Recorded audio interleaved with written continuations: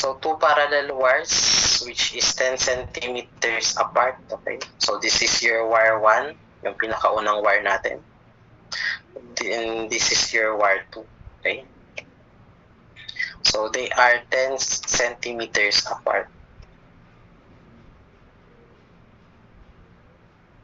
And carries current in the opposite direction, which is 8 amperes. So, kung pataas yung 8 amperes dito, yung isa naman pababa. Okay? Now, the question is this. What is the magnetic field halfway between them? What is your magnetic field halfway between them? So, ano daw yung ating mararamdaman na magnetic field density dito sa portion na to? Okay, para lang siyang electrostatic potential. Okay? So, take note po, for every wire na meron po tayong flux, okay, meron po tayong density dito. Okay? So, ano po ang distance natin from the wire going to the point? This is 5 centimeters. So, halfway between them.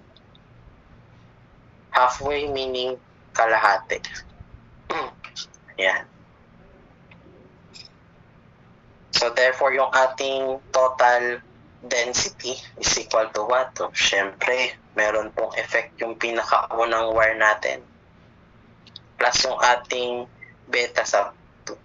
Okay? So, dun sa pangalawang wire naman natin. Take note po ang ating density.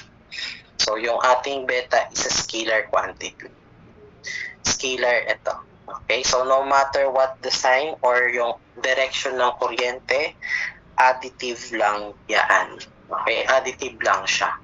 So, therefore, yung ating total beta now is equal to what? Okay? So, this is now equal to, okay, take note po yung ating beta. So, ano po ba ang formula niya ulit? So, this is mu O, mu R times I all over 2 pi T. So, this is in Tesla. Ayan. So, from the wire going to the point. So, that is mu O. Ano yung mu R natin? Take note. So, kung walang sinabi, R ito. Okay? R yung ating mu R. So, 1 multiplied by yung ating I. So, that is 8 all over 2 pi times yung ating distance. So, gawin na lang natin siyang meters. Okay? Para SI. So, this is 5 times 10 to the negative 2 meters. Okay? So, yan yung naunang wire natin. How about yung pangalawa? The same. Okay?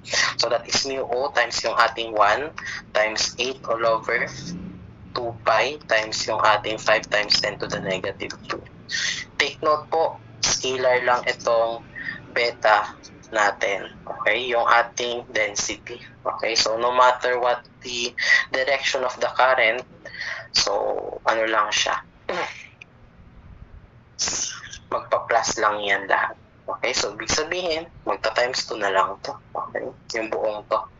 So, that is 2 times yung ating constant 33. So, times 8 all over 2 pi times yung ating distance from the wire going to the point. So, that is 5 times 10 to the negative 2. So, that is 6.4 times 10 to the negative 5 or gawin natin siyang micro Tesla. So, this is 64 times 10 to the negative 6 Tesla. Okay? Letter B.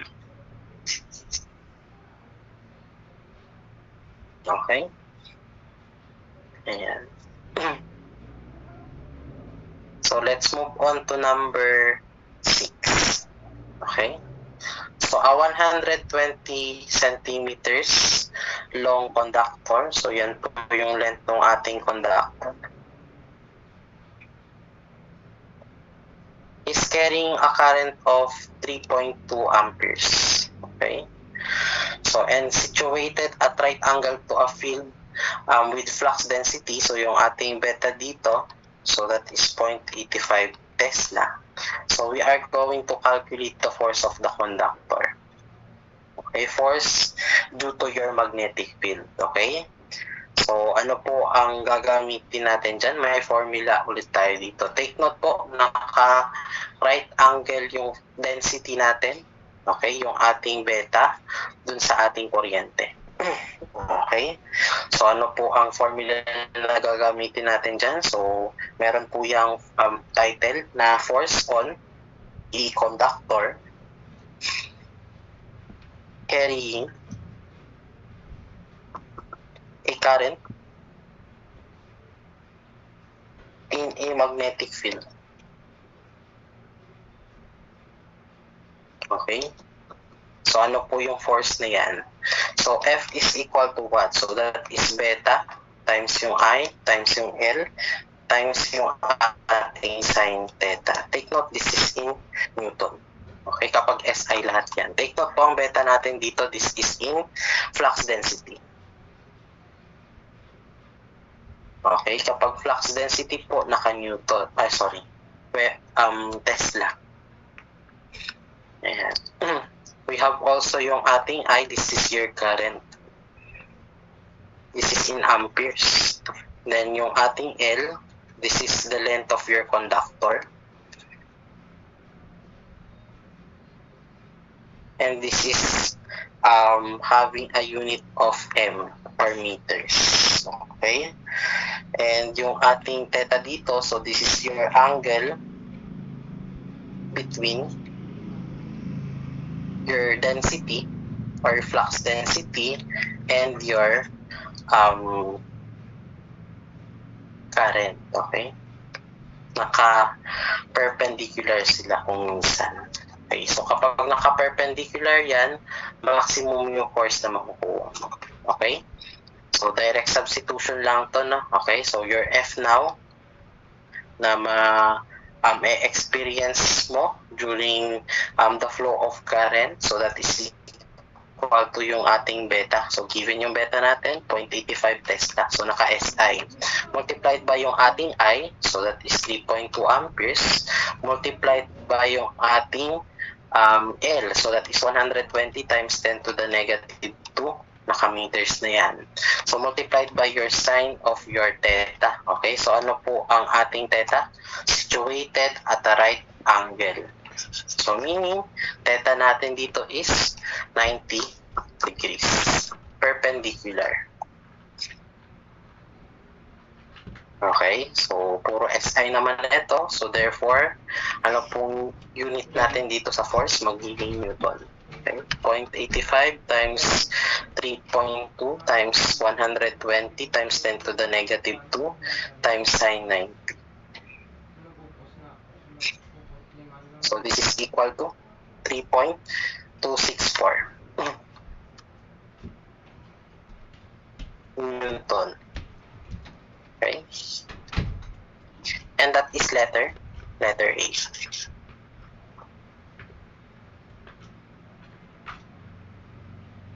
Okay, paki ano po yung formula at saka yung solution. Okay, picture ko. So let's move on to number 7. Okay. So we have a coil of N equal to 500 turns. So this is a carrying a current of 200 milliamperes. So yung ating I, 200 times 10 to the negative 3 amperes and has an actual length of 3 cm. So yung L natin, so this is 3 times 10 to the negative 2 meters. If the torque is equal to yung ating torque, so that is 0.5 times 10 to the negative 4 Newton meter. Okay, so when we say torque, this is the ability or the tendency to rotate. Okay, so mag-rotate yung ating flux.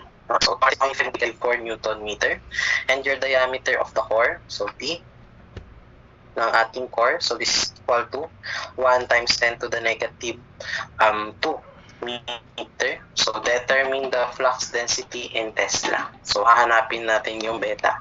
So consider the turns are at right angle to the flux. So yung theta natin dito is 90 degrees. Right angle, perpendicular. Okay? So take note po, ano po ba ang ating beta in terms of your L? We have your I also. Okay, so saan ba tayo makakakuha ng beta? Okay, so given yung ating N, I, L, then yung torque. Okay, so that is coming from your force. Okay, force is equal to beta times yung ating I times yung L sin theta. Okay, so anong meron tayo dito? Meron na tayong kuryente, meron na tayong length, meron tayong theta. But however, wala tayong force. So wala tayong force at wala tayong beta. Yan yung hinahanap natin mismo. Okay, saan tayo kukuha ng force? Dun sa ating torque. Okay? So take note po ang torque natin from your SS. This is the tendency to rotate a body. Okay? So ano po ba ang torque natin? So torque is equal to the force times yung ating radius ng core. Okay? So torque is equal to the force times the radius of the core. So direct substitution, makukuha natin kagad yung force. So that is yung torque, 0.5 times 10 to the negative 4 Newton meter. That is equal to the force multiplied by the radius of the core. Okay, kumbaga, kung titingnan natin sa okay, yung cross section niya, this must be like this. Okay? Ayan, yung radius lang yung kailangan natin. So, anong gagawin natin dito sa ating diameter? I-divide lang natin sa 2. So, this is 0.5 times 10 to the negative 2 meter. So, ano mga magka-cancel? Meter at saka meter. So, makakaroon tayo ng force. So, 0.5 times 10 to the negative 4 all over 0.5 times 10 to the negative 2. So, ano po yung ating force in Newton? So, this is 0.01. So, 0.01 or 10 raised to negative 3. Or, sorry, 10 times 10 to the negative 3, I should say. So, this is in Newton. Okay? So, pwede na nating magamit yung ating BIL sin theta. So, therefore, given yung F natin, so 10 times 10 to the negative 3 Newton. Okay, so SI na ito. Wala, okay naman na yan sa formula natin. So, this is now equal to yung ating beta times yung ating I. So, that is 200 times 10 to the negative 3. So, multiplied by yung ating L, so that is 3 times 10 to the negative 2. So, this is times sin theta, so which is 90 degrees. So, makukuha natin yung beta. So, what is beta now? Equal to, so, force divided by 200 times 10 to the negative 3 multiplied by 3 times 10 to the negative 2 times sin 90 is 1. So, this is now equal to 1.667. Tama ba ako? So, tama naman. So, 1.667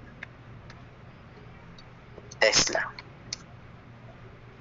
And this is letter B.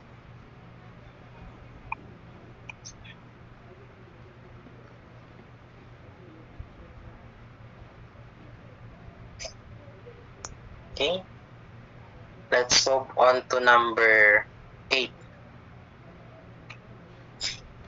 Ayan. So, take note po, yung magnetic circuits rin natin is merong version ng Coulomb's law. Okay? So, syempre, kapag like poles attract, baliktad. So, like poles repel, okay? So, parehas ng pole, magre-repel yan or magkakaroon ng repulsion. We have also your unlike poles. So, mag-a-attract ito. Okay, katulad rin ng ating Coulomb's law. Okay? Ayan. So, ano po ba yung mga poles na yan? North Pole at saka South Pole. Okay? So, kapag dalawang North, magre-repel. Kapag po dalawang South, magre-repel. Okay? Kung North at saka South, pinaglapit mo, so mag-a-attract niya. Okay? So, that's your version ng Coulomb's law. Okay? So, syempre, meron tayong force of repulsion and force of attraction. So, ano po ang ating version ng ating dito? Okay? Ng ating Coulomb's law. So, yung F natin is equal to what? That is equal to K multiplied by yung ating magnetic strength, M1, M2, all over D squared. Okay, so ano po ang F natin dito? So, yung ating F is in force. Okay, so lagi lang po itong CGS, no? Okay. So, in CGS, this is dynes. Okay. We have also yung ating M1. So, this is your magnetic strength. Okay. In CGS, okay, so this is unit pole. Okay, so M1 at saka M2. Okay. We have also your D. So, this is your distance. Okay, distance between poles. Okay. So, this is in centimeters. And syempre, yung K natin, this is your constant. Take note, kapag CGS, this is fan.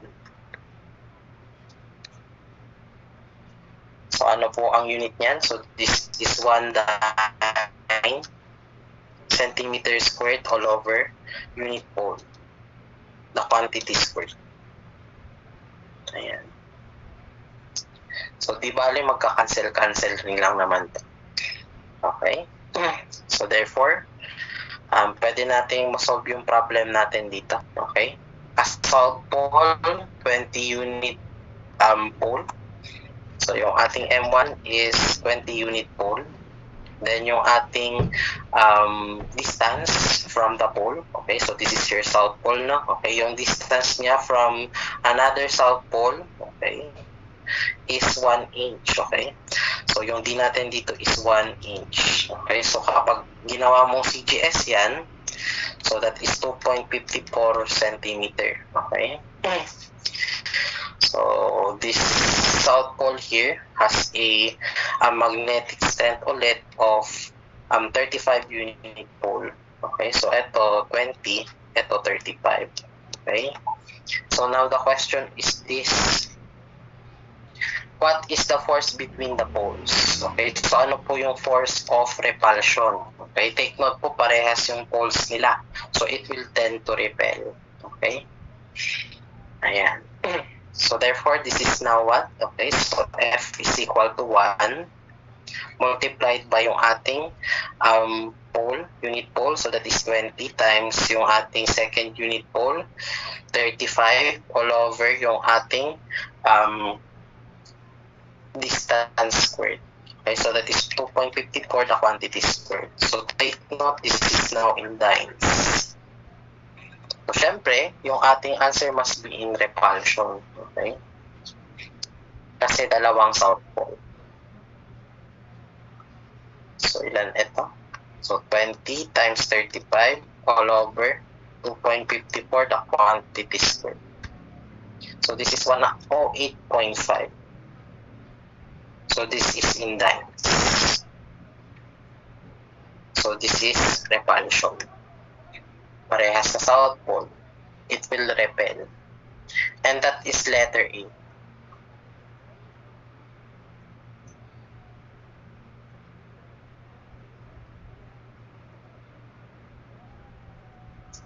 Paki-memorize ito na formula.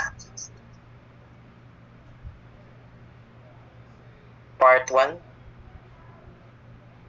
then part 2.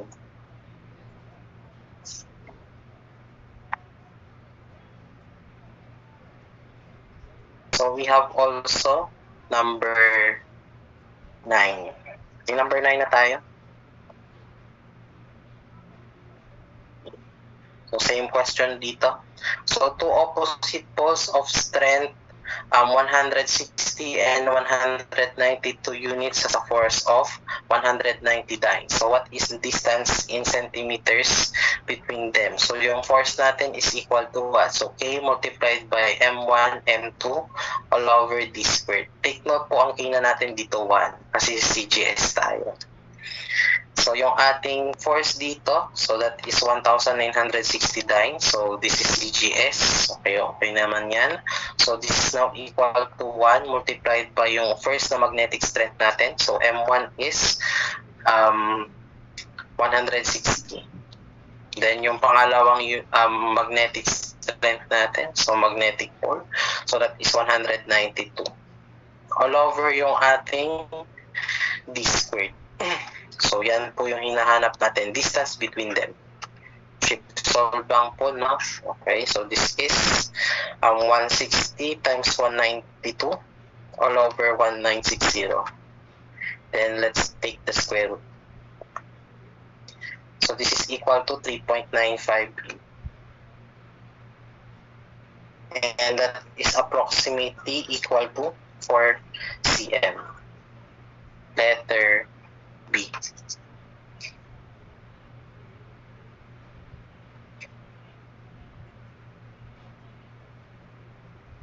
So, dito alam mo lang dapat yung mga magkakasamang units, okay? So, sige, let's move on to number 10. Okay, more on formula-based rin ito. Kaya medyo medyo mahirap ito sa una, okay? So kapag hindi familiar sa inyo yung formula, so kailangan yung basahin mabuti. So number 10 tayo, a magnetic circuit has a length of 100 centimeters. So L natin dito, 100 cm, or gawin na natin SI kagad. Okay. So, times 10 to the negative 2 meters. And a cross-sectional area, so area natin is 5 square centimeters. So, ayun na lang natin to. So, 5 times 10 to the negative 4 meters squared. Okay, naka-SI na tayo. So, the total flux is 10 times 10 to the 4 Webers. Okay, that's your flux. So, 10 times 10 to the 4 Webers. The coil has 100 turns, so yung ating N is 100, and your current is equal to 4 amperes. Now, the question is this, what is the magnetic strength? So, kanina ang magnetic strength natin is naka-unit pole. Okay? So, nung gagawin na lang natin dito, okay? So, yung magnetic strength dito natin is, this is denoted as H. Okay? Magnetic circuits na kasi. Okay? So, H po ang ating magnetic strength. So, ano po ang H natin? Magnetic strength.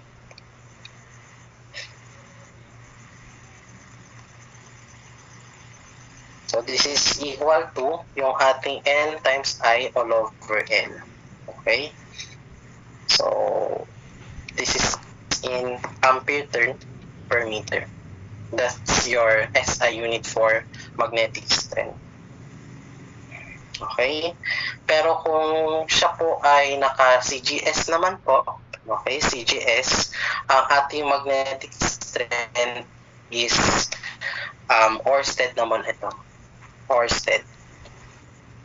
Okay? Yan po yung ating version kapag CGS. Ayan. And your H also is equal to what? Okay, so this is also your beta or your flux density all over mu O, mu R. Okay, so sige, sulat natin yung mga parameters. So N is your number of turns. So yung I natin dito, kuryente. Yung ating L, this is your length of your conductor or length na ating magnetic circuit, I should say. So, mean length of magnetic path. Okay?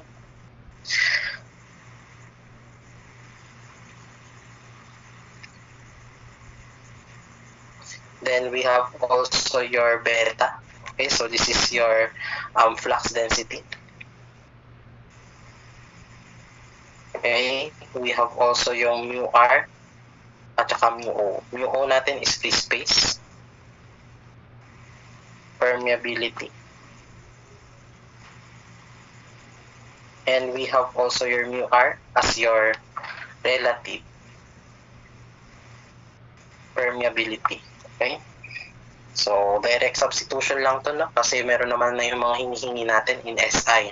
Ampere turn per meter ang gusto ng ating problem. Okay? So, ang gagamitin na lang natin is ito. Okay? So, H is equal to Ni over L. So, that is 100 turns multiplied by yung ating kuryente, 4 amperes all over yung ating length. So, that is 100 times 10 to the negative 2. So, this is in ampere turn per meter. So, that is 100 times 4, 400 over 100 times 10 to the negative 2. So, this is 400 ampere turn per meter.